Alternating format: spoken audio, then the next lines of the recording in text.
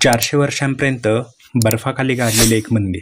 मंदिराच्या चारही बाजू बर्फाने झाकले गेलेले होते. एवढेच नाही तर बर्फाचे मोठमोठे खडक त्यावर पडत राहिले. तरीही या मंदिराला कोणतीही इजा झाली नाही. बऱ्याच वर्षानंतर जेव्हा बर्फ वितळू लागला तेव्हा हे मंदिर बाहेर आले. हे मंदिर जशाच्या तसे बघून शास्त्रज्ञ आणि भूवैज्ञानिक थक्क झाले होते.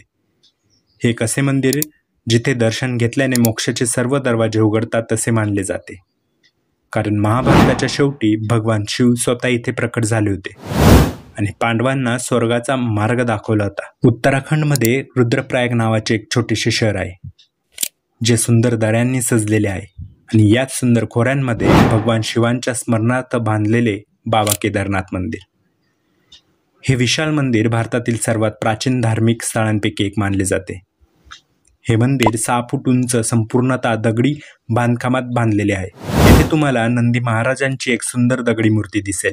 नंदी महाराजांच्या समोर एक मोठा मंडप आहे, ज्याच्या मध्यभागी मंदिराचे गर्भगृह बांधलेले आहे, ज्यामध्ये पिरॅमिड आकाराचे शिवलिंग आहे आणि असे शिवलिंग आपल्याला इतर कुठेही सापडत नाही.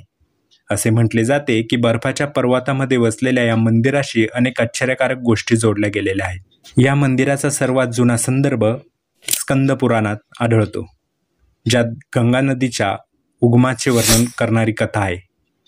मजकुरात केदारा म्हणजेच केदारनाथ हे ठिकाण असे आहे जिथे भगवान शिवांनी आपल्या केसांमधून पवित्र पाणी सोडले होते. हे मंदिर पांडवांनी बांधल्याची एक कथा सांगितली जाते.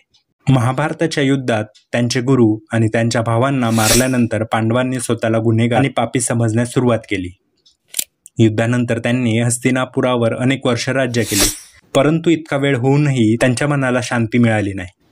तेव्हा ते आपल्या समस्यांवर उपाय शोधण्यासाठी वेदव्यास ऋषींकडे गेले. मग वेदव्यास ऋषींनी त्यांना सांगितले की त्यांच्या पापापासून मुक्त होण्यासाठी त्यांना भगवान शंकरांचा आश्रय घ्यावा लागेल. यानंतर पांडवांनी संपूर्ण राज्य अभिमन्यूचा मुलगा परीक्षित याच्याकडे सोपवले आणि द्रौपदीसोबत भगवान शिवांच्या शोधात काशीला गेले. परंतु काशीतही शिवांचे दर्शन न मिळाल्याने त्यांनी काशी सोडली आणि ते तिथून भगवान शिवांच्या शोधात भटकत राहिले. पांडवांपासून लपण्यासाठी शिवजी उत्तराखंडातील गुप्त काशीत गेले. तिथे जाऊन त्यांनी नंदीचे रूप धारण केले आणि गायींच्या कळपात लपून बसले. पांडव पण शिवजींच्या शोधात तिथे आले. शिवजींना नंदीच्या रूपात त्यांनी बघितले. त्यानंतर शिवजी जमिनीत स्वतःला सामावून घेत होते. तेवढ्यात भीमाने पाठीचा एक भाग धरून ठेवला आणि तो भाग जमिनीवरच बाहेर राहिला आणि नंतर तो भाग पिरॅमिडच्या आकाराचे शिवलिंग बनला.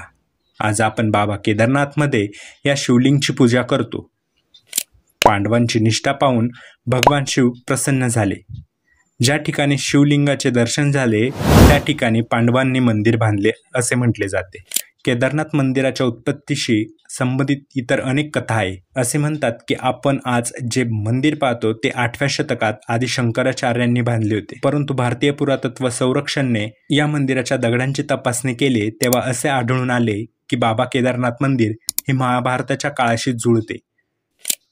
2013 साली उत्तराखंडमध्ये आलेल्या विध्वंसक पुरामध्ये केदारनाथ गाव पूर्णपणे वाहून गेले. मंदिर परिसराचे देखील मोठे नुकसान झाले होते, परंतु दगडी केदारनाथ मंदिराला मात्र कोणताही धक्का पोचला नाही. तुम्हाला आमचा हा व्हिडिओ कसा वाटला हे कमेंटमध्ये सांगा. जर तुम्हाला व्हिडिओ आवडला असेल तर व्हिडिओला लाईक आणि जास्तीत जास्त शेअर करा.